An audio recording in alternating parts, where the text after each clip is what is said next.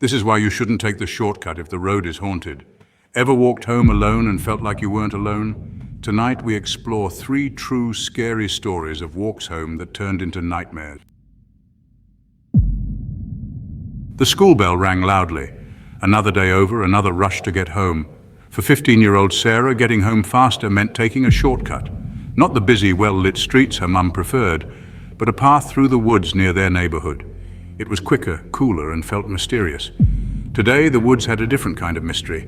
The air was still, broken only by the crunch of Sarah's sneakers on the dry leaves. The usual bird songs were gone, replaced by an eerie silence.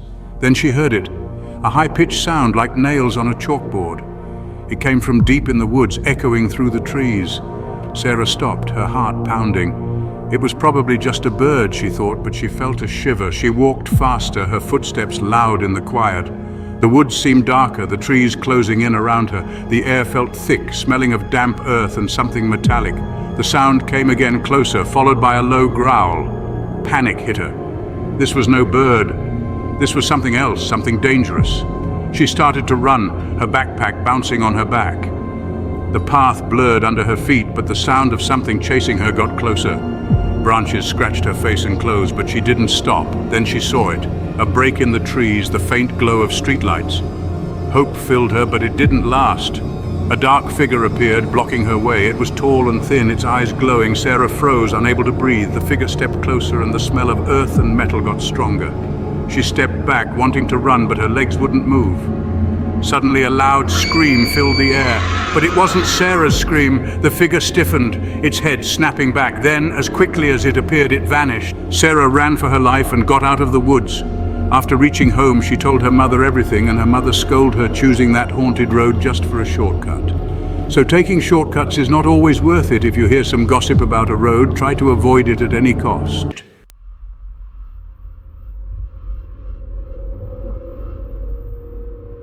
Standing out against the fields on both sides. Inside, 17-year-old Mark was lost in his music, his headphones blocking out the boring ride home. He barely noticed his classmates talking or the sunset turning the sky orange and purple. His stop, a lonely mailbox at the end of a long driveway, came up quickly. He put his books in his backpack, said goodbye to the other passengers, and got off the bus. The driver didn't wait for him to reach the driveway before driving away, leaving Mark alone in the quiet countryside. He walked down the long driveway, the gravel crunching under his sneakers. The sun was setting, casting long shadows that moved with each step he took. He took out his phone, looking for the perfect song for his walk. He saw something move out of the corner of his eye. A girl, maybe a bit older than him, stood by the road, hitchhiking. She wore a simple sundress, her long dark hair hiding her face in the fading light. Mark hesitated. His parents had always told him never pick up hitchhikers, but the girl's sad look made him feel bad. She looked about his sister's age and seemed harmless. He slowed down, thinking about what to do. The girl saw him and smiled hopefully. That made up his mind. He couldn't leave her out here alone. "Hey," he called, walking towards her carefully. "Where are you going?" The girl pointed down the road.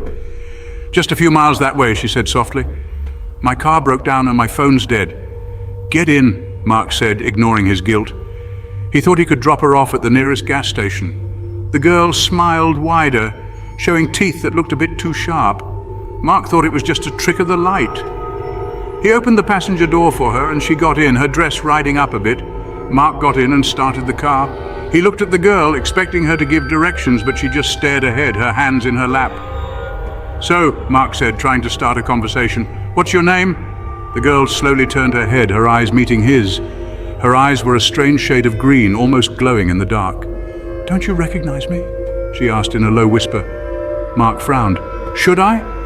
The girl smiled chillingly, showing those sharp teeth again.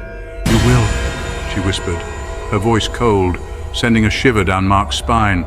He blinked, and the girl was gone, vanished without a trace. The passenger seat was empty except for a faint, sweet smell like honeysuckle and decay. Emily's walk from the bus stop to her house was short, just 3 blocks of familiar sidewalks and neat lawns. She had walked this route many times before, her mind often wandering as she walked. But tonight felt different. The streetlights, usually comforting, seemed dimmer, casting long, twisted shadows that moved with the breeze. The air was heavy and still, smelling of rain. Even the houses seemed closer, their windows dark and empty like watching eyes. Emily hugged her backpack tighter, feeling uneasy.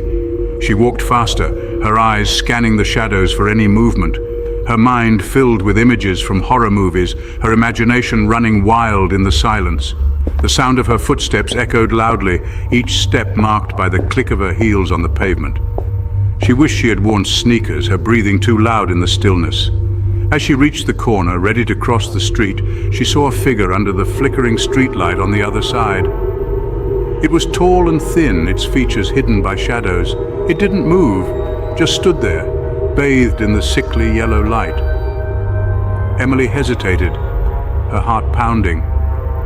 She felt like she was being watched, that the figure was waiting for her. She thought about turning back, taking a different route, but the darker, unfamiliar streets scared her more. Taking a deep breath, she crossed the street, her eyes fixed on the figure. As she got closer, she saw more details, a long coat, a wide-brimmed hat, a face hidden in shadows. She felt something was off, something unnatural and unsettling. Just as she was about to pass by, the figure turned its head, its gaze locking onto hers. Emily's breath caught in her throat. The face was pale and gaunt, its eyes dark and empty, staring into her soul. Emily didn't scream. She didn't even breathe. She froze, her blood turning to ice as the figure stepped towards her, its coat billowing like a shroud. A car horn blared suddenly, breaking the spell. She flinched, her heart racing, but when she looked again, the figure was gone. The street light flickered, casting long shadows, but the sidewalk was empty. She didn't question what she had seen or imagined. She just ran. Next time you walk alone at night, think of these stories. Think of Sarah's shortcut, Mark's passenger, and Emily's meeting. Not every walk home is simple. Some are unforgettable. Sleep tight, ready to face your fears. Click subscribe and let the nightmares begin. Share your stories in the comments. We might create a video about your story in our next one. Stay spooky and remember, every click might be your last.